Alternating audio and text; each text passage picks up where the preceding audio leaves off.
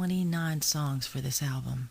On this album, of the 12 songs, there are 2 outside tunes, and the other 10 are mine. Either mine with Keith, Wayne, just a handful of friends, or just mine alone. I had an interesting conversation with a man whose opinion I highly respect. His name is David Anderle. We have worked together for years, and he said, "Can I just challenge you with an idea as you go into your next record?" And I said, "Sure, what is it?" And he said, "You know, I like you, you're nice. What I'm trying to figure out is why, when I listen to your records, I don't know if I like you or not."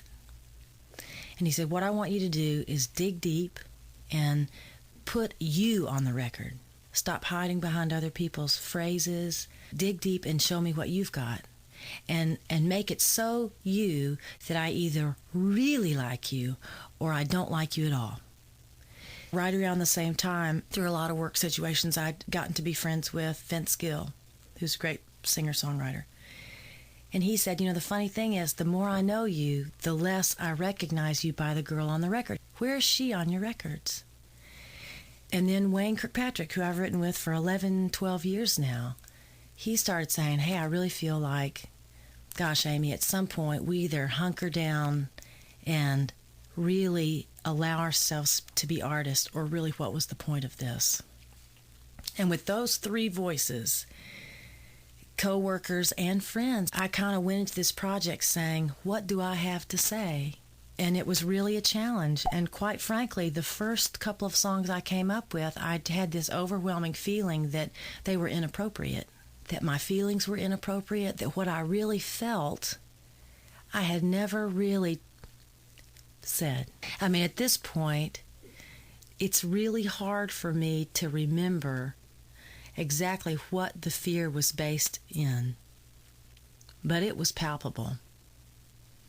You know, our lives get where they get, and we are who we are because of the choices that we make. And part of maturing is realizing so much of where we wind up is what we've done to ourselves.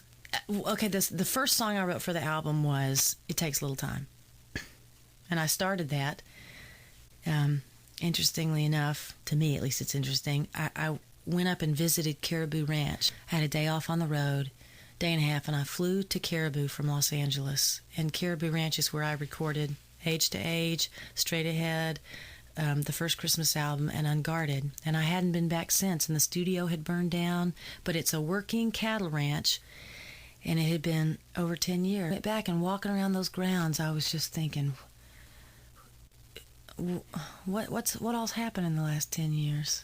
What all good things and bad things, and kind of taking stock. And I wasn't there to work. I was just there to kind of soak in. I spent a night alone in a cabin, sitting in front of a fire, and I wrote the chorus and the first verse for it. One trip out of Nashville that Amy did take was to the Holy Land, and we talked about that pretty amazing and incredible experience. What really struck me about that trip was that I think that I was probably at some point in my mind really needing a human experience with who Jesus was as a human. I was feeling completely human. I didn't need religion. I didn't need anybody else's experience. I didn't really even want anything familiar. I just needed to feel the connection that God was still there. And it was amazing. I mean, it was really an unbelievable trip. It was just a total organizational nightmare. but fabulous. Anyway, in a nutshell, this is what it felt like. My great-grandmother, her life affected all of us. She lived on a farm. I can remember to this day the smell of her house, which has since been torn down. The whole thing's turned into an office park and subdivision. But the smell of her house, the way her skin felt, she used to sing all the time. I remember the wallpaper in every room of that old antebellum 2-story clapboard house that was a hospital during the Civil War and actually had a gun bullet divot on the banister going down the front stairs. I mean, it was just, the house was like something out of a storybook. And it's all gone now. But I can close my eyes and all of my great aunts and uncles, you know, her gazillion children, and the life that I knew there is right here in my mind. If I'll close it, I smell it. I can hear her laugh. I can remember her alto voice. I can remember all of it. And going to Israel and going to Jerusalem was the first time I've ever had an experience that I felt like I'd walked into God's house. It was as real to me as if I said, okay, if you really want to know my childhood, you'd have to go to Great Mimi's house. It was unbelievable. I saw the lay of the land that he saw as a kid. I saw the places that he went fishing.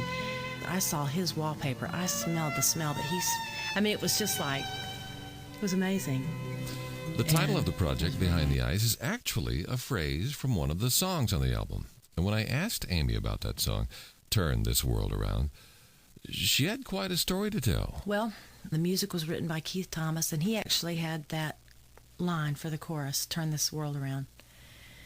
And my dear friend Beverly Darnell and I fleshed out the rest of the song. I had a couple of experiences, one in particular that I'll recount. I had a day down in Santa Monica, and I went walking through a park. And while I was sitting on this bench, a bagman came up, and he asked me if I would watch his things while he went to a public restroom. And I said, all right, I'd be happy to.